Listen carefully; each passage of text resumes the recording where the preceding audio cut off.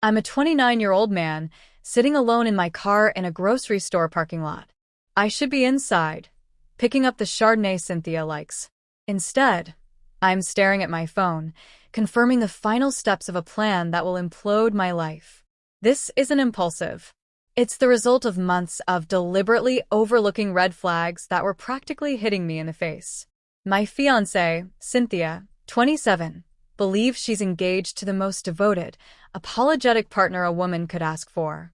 She has no idea that behind my calm demeanor, I've been quietly managing the final stages of something dark and inevitable. This plan wasn't born from a single moment. It was death by 1,000 paper cuts. But there was a focal point. It happened last Tuesday. I was on the phone with my sister, Angela, 31. We were laughing about a ridiculous inside joke from our childhood. Cynthia walked into the room, her expression curdled with fury. The second I hung up, the interrogation began. "Who was that?" "Angela," I answered, already bracing myself. "It sounded like you were having too much fun." It sounded flirty. I tried to laugh, thinking it would defuse things. It didn't. It was like tossing gasoline on a bonfire. She unleashed a tirade, a greatest hits album of her insecurities. I didn't respect her. I was emotionally cheating. A man about to be married should be a closed book. It ended with her red-faced, trembling, screaming, "You can't talk to other women. I don't care who they are, not even your sister." I just stood there, silent. But I wasn't surprised. This was the same woman with a work husband named Nicholas, a gym buddy named Gary, and a weekly coffee ritual with her high school best friend Jacob. The same Jacob who once smirked at me and said, "If you ever screw up, I'll be here to catch her." Every time I expressed discomfort about these men, I was made out to be controlling, insecure, and manipulative. The fight over Angela wasn't a revelation. It was confirmation. This wasn't a partnership. It was possession. A relationship with one-sided rules. The next day, I was emotionally shattered. I confided in Shirley, a mutual friend we both trusted. I told her everything, the fight, the twisted double standards. An hour later, my phone buzzed. A message from Shirley. "Ryan, after what you told me, I can't stay silent. I've seen too much. You need to know who you're marrying." Attached were screenshots from Cynthia's close friend's private Instagram story. They were conversations with Jacob. My stomach turned to ice. A picture of the engagement ring on Cynthia's hand with Jacob's comment. "Looks good, but would look better if I bought it." Cynthia's reply. "Sure. "You'll get your turn." Another chat where Cynthia wrote, "I was so predictable." Jacob replied, "Don't worry. You can have your fun with him. I'll still be here for the real excitement." But the one that made me physically ill, a photo she took of me sleeping. The caption read, "My future Aiden. He has no idea how much I'm going to drain from him."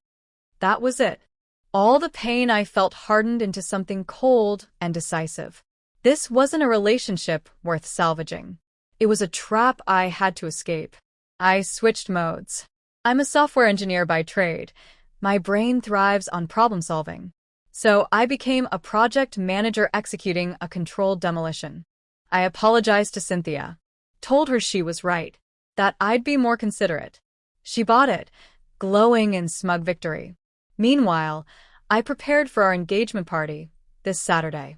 A grand affair, catered, 150 guests, mostly her family. Her parents insisted. I went through my contacts. I didn't need an army. Just a few symbolic allies. Kathleen, my high school ex, we ended things amicably. I called her. "Kathleen, I know it's strange, but I'd be honored if you came." We were a big part of each other's story. She was surprised, but agreed.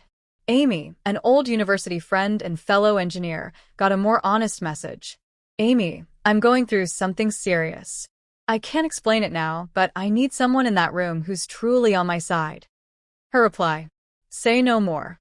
I'm there." Helen, a colleague Cynthia always resented, received a professional invitation. Her presence alone would be enough. And Angela, of course, would be there. My sister. My anchor. The plan was simple. Let everyone arrive. Play the loving fiancé. Then, during the speeches, detonate the truth. The engagement party. It felt like a fever dream. Cynthia wore a white dress that looked like a wedding gown. Her father called me son. Jacob hovered close, his hand always on her lower back. He smirked at me like we were in on some private joke. He had no idea just how true that was. The arrivals went exactly as I hoped, staggered. Kathleen entered first. Cynthia's smile faltered. Cynthia, meet Kathleen, a dear friend. So lovely to finally meet you, Kathleen said, tone unreadable. Amy arrived next. We nerded out over work stuff. I could feel Cynthia's glare sear into the side of my face. Then Helen came. A cold handshake from Cynthia. A subtle once-over. Finally, Angela. I hugged her right in the middle of the room. Cynthia stormed over and yanked me into an alcove, her nails digging into my arm. What is this? Why are they here? She hissed. They're people from my life, Cynthia. I wanted you to see they're not threats. You did this to humiliate me, she whispered, eyes glistening, not with sadness but rage.